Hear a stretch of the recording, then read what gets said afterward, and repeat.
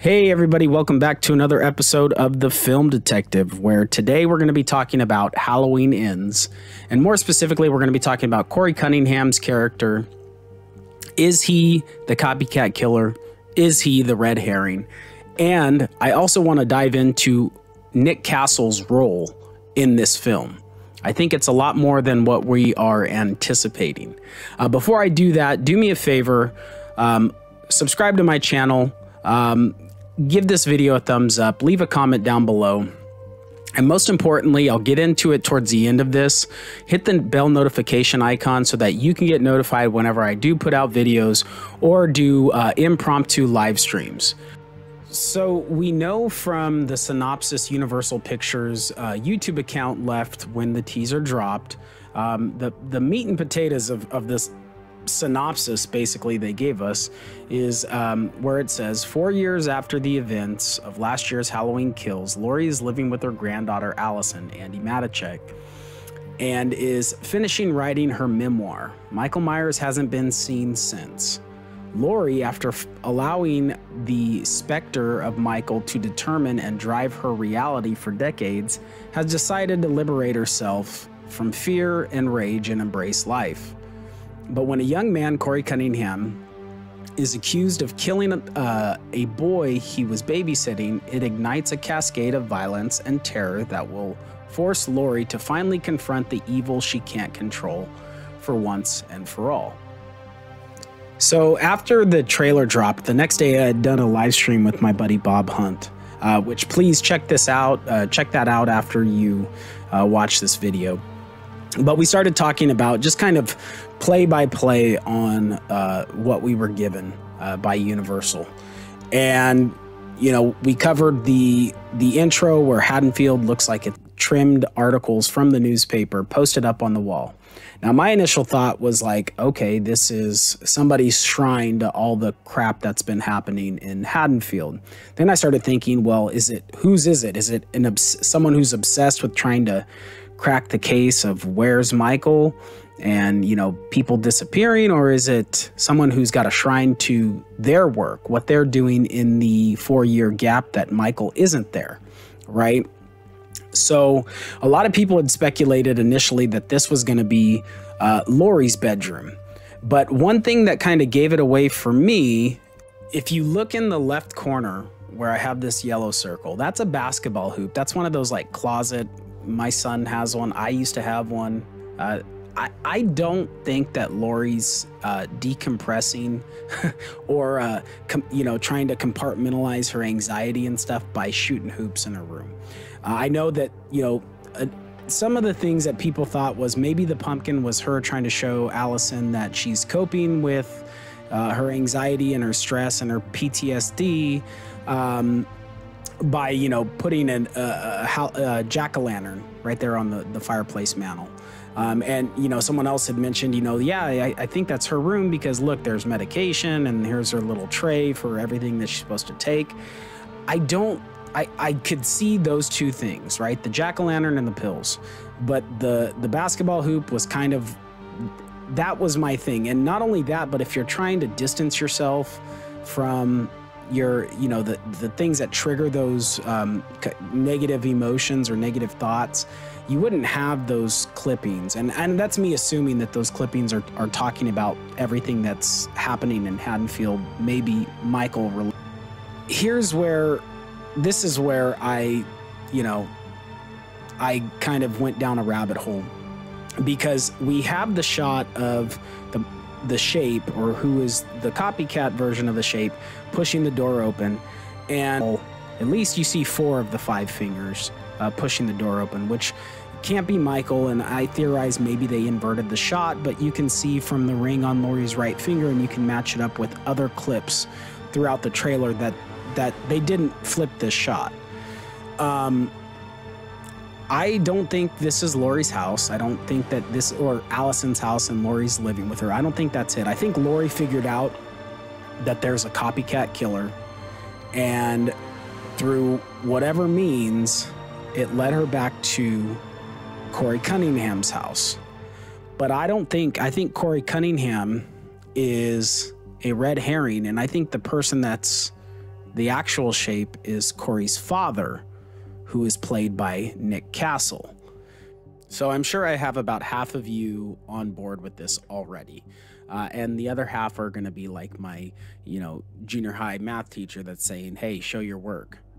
Sell me on this idea, which, okay, there's one obvious reason why I think this would be really special. And it's because it is allegedly Jamie Lee Curtis's last time as Laurie Strode.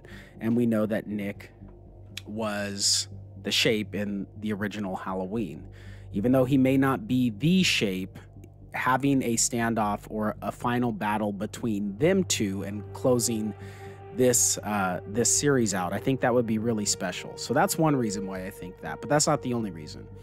The main reason is we know what Corey is, what's being alleged against Corey, that's a pretty serious, heinous, murder is as bad as it gets.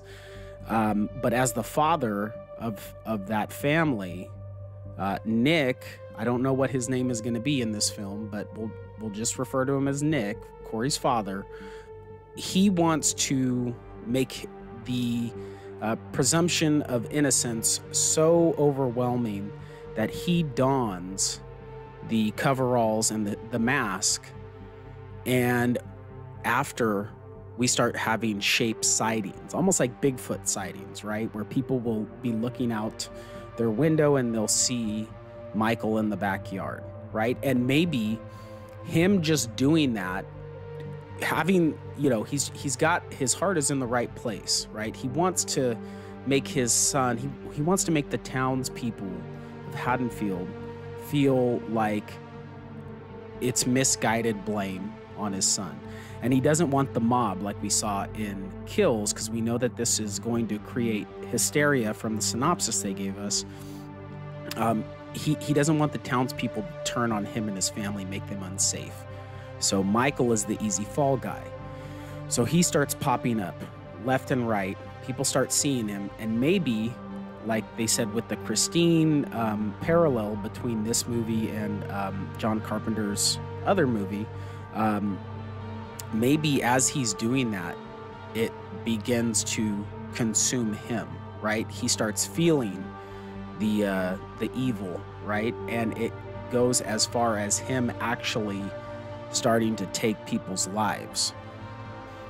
And I will say that a little over a month ago, before I knew anything about a copycat killer being in this movie, I made the bold prediction that we were gonna see a shape versus shape standoff at some point in this movie, a la Halloween Resurrection. It's very obvious that all the sequels that they erased, they've been bringing Easter eggs from each one of those movies into this trilogy. So now I'm even more confident, knowing that there's a copycat killer, that there's got to be a payoff. Because if it's a brand new character, and I know that whatever Nick Castle's role is going to be, it'll be a brand new character, but he's not a new face to this franchise.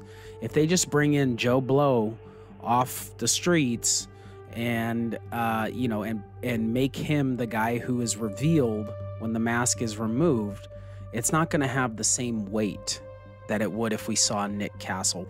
So I feel like that without ever seeing this movie or seeing a script for this, I feel like that is the most plausible explanation for Nick Castle's comments about being, unmasked and his face actually being seen on screen.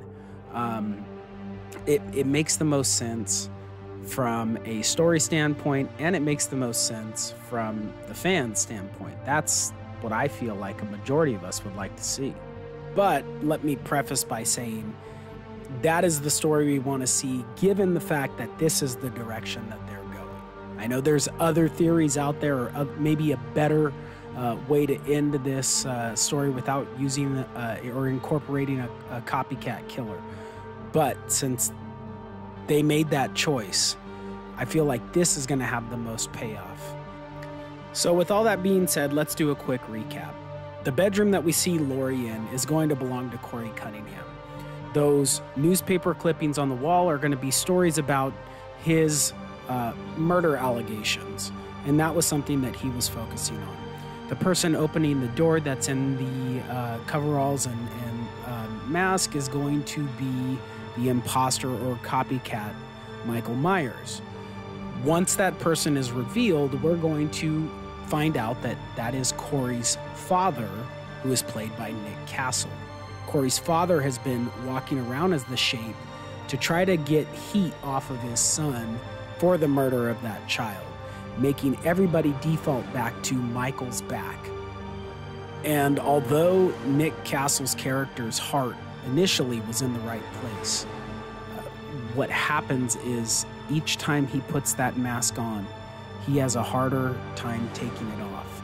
And each time he puts it on, the lines between reality and the Shape become blurred. And what starts out as a good deed of trying to show that his son was innocent, it now becomes an obsession, like Michael's, and he ends up taking people's lives as the Shape. All right, ladies and gents, that's going to do it for me this afternoon. I appreciate you sticking around and tuning in. Please don't forget to give this video a thumbs up. Let me know what you think in the comments below. Please subscribe to my channel and hit the notification icon. Speaking of which, that's the little special announcement I was going to make, or I warned you I was going to make at the beginning of this video, is throughout the month of August and maybe into September, I'm going to be doing impromptu live streams. I've mentioned it on a few different other content creator channels that I've been on, but I have a whole bunch of cool shit that I want to give away. A few of these horror and cinema books that are freaking phenomenal. I absolutely love them. They're cool to read. They look great as decorative pieces if you have a room that you have all these cool props and stuff. They're great. And I also have these Blu-ray discs that like I said, it's free of charge. The only thing that it's going to cost you is a subscription and hitting the notification icon, and then just being ready or being available whenever I do one of these impromptu live streams, and you may win it. I'm just going to do a raffle. I'm going to put names in a hat, or I'm going to do something, I don't know, maybe bingo balls, and it's going to be yours. So please subscribe. Make sure you hit that notification icon if you can. Leave a comment on this video. Let me know what you think. Am I absolutely crazy, or do you actually kind of dig my take and my idea on what we're going to see in Halloween Ends? So anyways, with that being said, guys, I appreciate it so much. All right, we'll see you guys. You have a good one. Peace.